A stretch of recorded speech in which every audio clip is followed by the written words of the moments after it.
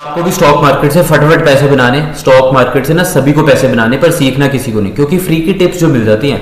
पर पॉइंट ये है कि जब इन टिप्स से प्रॉफिट होता है तब तो वाह वाह, और नहीं होता तो शेयर बाजार एक सट्टा बाजार है। अब जिस जगह से पैसे बनाओगे उसी की बेइज्जती कर दो। पर अगर सीरियस हो, स्टॉक मार्केट में सीरियसली काम करना है, तो लर्निंग प्रोसेस पर भी फोकस करना पड़ेगा। और जैसे कि मैंने प्रीवियस वीडियोस में भी अपने चैनल पर यह बताया है कि यहाँ पर इस चैनल पर हम एक लर्निंग प्रोसेस स्टार्ट करेंगे, जहां पर हम पहले 50 दिनों के लिए निफ्टी 50 के 50 स्टॉक्स को टेक्निकली स्टडी करेंगे। तो चलो शुरू करते हैं। पर शुरू करने से पहले मैं आपको यह बताना चाहूंगा कि वीडियो के बिल्कुल एंड पे मैं आपको एक मार्केट फंडा बताऊंगा, इसलिए वीडियो को बिल्कुल एंड तक देखना। तो आज डेट 10 पर निफ्टी 50 के 10th स्टॉक एयरटेल पर फोकस करते हैं। तो सबसे पहले ना हम एयरटेल के बारे में थोड़ा सा जान लेते हैं। अब अगर हम एयरटेल के बारे में सर्च करें, मैंने पहले से थोड़ा सा सर्च करके रखा है, तो जो एयरटेल है वो एक टेलीकॉम मार्केट में रिलायंस के साथ, मतलब रिलायंस जियो के साथ almost 80% of the Indian telecom market को कवर करती है, जो कि जिसको हम कह सकते हैं एक डुओपली है, मतलब कि दो ही प्लेयर्स हैं इस पूरी मार्केट में। अब आप बोलोगे कि यार वोडाफोन भी तो है और बीएसएनएल भी है और भी ऐसे छोटे मोटे और सर्विस प्रोवाइडर्स हैं, बट रिलायंस और भारती एयरटेल इस पूरी मार्केट का 80% शेयर जो है वो कवर करते हैं। अब हमने थोड़ी सी इन्फॉर्मेशन हमें भारती एयरटेल के बारे में पता लग गई है। अब हम सीधा चार्ट पर आते हैं।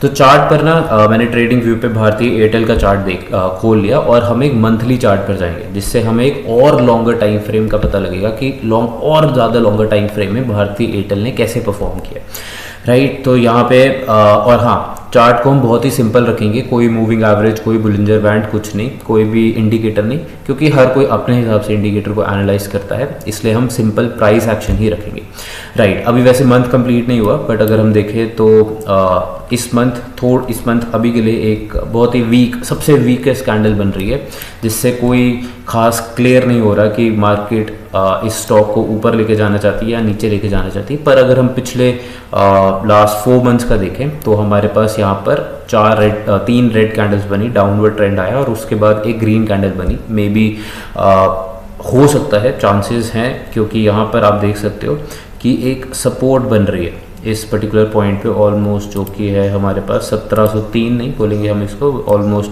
1730-40 के आसपास एक अच्छी एक सपोर्ट बन रही है। इसीलिए यहाँ से स्टॉक ने वापस यहाँ पे बायर्स आए और यहाँ से हमें एक मंथ में जो है अपवर्ड ट्रेंड दिखा, नॉट अपवर्ड ट्रेंड बट एक ग्रीन कैंडल दिखी, एक पॉजिटिव सिग्नल दिखा हमें चार्ट पर। और पर इस मंथ अभी क्योंकि पूरी की पूरी कैंडल नहीं बनी, तो हम ये देखेंगे कि एक वीक कैंडल बन रही, राइट। अब इसी चीज़ को हम देखते हैं कि वीकली चार्ट पे जो स्टॉक है वो कैसे परफॉर्म कर रहा है, राइट। तो यहाँ पर हम एक वीकली चार्ट जो है वो खोल लेंगे, ओके, राइट। तो हमारे पास जो ये वीक है जो कि 22 मई को ख़त्म हुआ, इस वीक में हमारे पास एक रेड कैंडल बनी है, जो कि एक स्ट्रॉन्ग कैंडल नहीं बोलेंगे हम इसको, बट एक हमें ये सिग्नल दे रही है कि यहाँ से इस स्टॉक को इस लेवल ऑलमोस्ट हमारे पास 1954 के लेवल से एक रेजिस्टेंस फेस करनी पड़ी।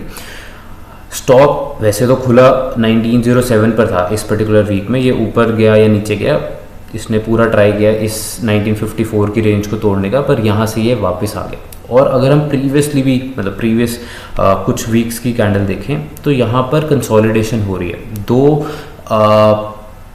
क्या कहते हैं, इसने हल्का सा ट्राई किया कि ये जो कंसोलिडेशन है ये ऑलमोस्ट अपवर्ड ट्रेजेक्ट्री में रहे, बट स्टिल हमारे पास ये एक वीक कंसोलिडेशन, या वीक तो नहीं बट ओवर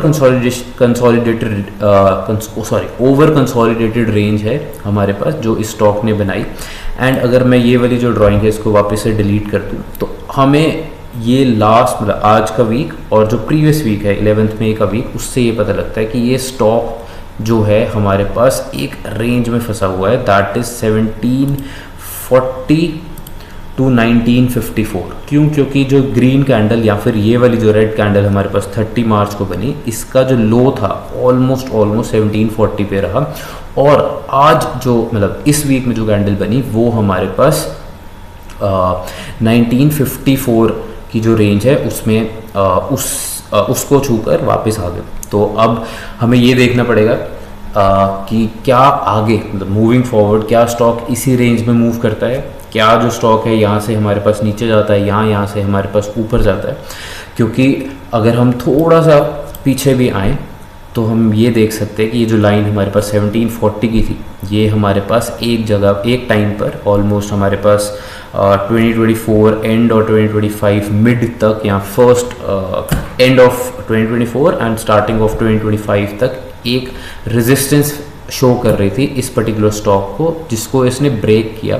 उसके बाद ये हमारे पास आप देख सकते हो कि ये मूव किया, फिर ये वापस वहाँ से नीचे आया एंड देन फिर से ये उसी रेंज में फंस के मतलब फिर से ये अपने स्टार्टिंग पॉइंट जो कि हमारे पास अप्रैल का जो स्टार्टिंग पॉइंट था उसी स्टार्टिंग पॉइंट के आसपास फिर से फंस गया, right.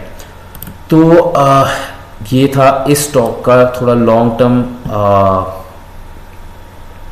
Perspective and I hope आपको काफ़ी कुछ सीखने को मिला होगा। एंड अगर आप पुराने ट्रेडर हो, पहले से ही ट्रेड कर रहे हो, फिर तो बहुत कुछ और भी सीखने को ज़रूर मिला होगा, राइट। एंड पर अगर आप नए हो और कैंडल्स और चार्ट आपको कंफ्यूजिंग लग रही है तो कोई बात नहीं, इंटरनेट पे बहुत सारा फ्री कंटेंट पड़ा हुआ है जहाँ पर कैंडल्स और बेसिक चीज़ें आप सीख सकते हो।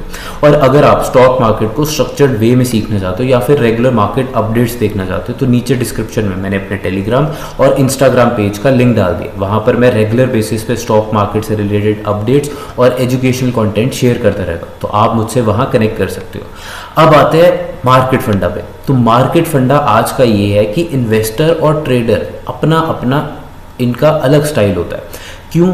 क्योंकि हर कोई अपने हिसाब से एनालाइज करता है, इसलिए जब भी आपको कोई टिप देता है तो हो सकता है कि वो ट्रेडर हो या हो सकता है कि आप ट्रेडर हो वो इन्वेस्टर है, या आप इन्वेस्टर हो वो ट्रेडर है। इसलिए दोनों का एनालिसिस जो है वो क्लैश कर सकता है जब आप मार्केट में उस पर्टिकुलर चीज़ को बाय या सेल करते हो। तो इस चीज़ का हमेशा आपको ध्यान रखना चाहिए। तो आज के लिए बस इतना ही। कल हम फिर से मिलेंगे, एक नए स्टॉक पे चर्चा करेंगे, उस पर टेक्निकल एनालिसिस करेंगे। तब तक आप सीखते रहें। Good bye. अब हम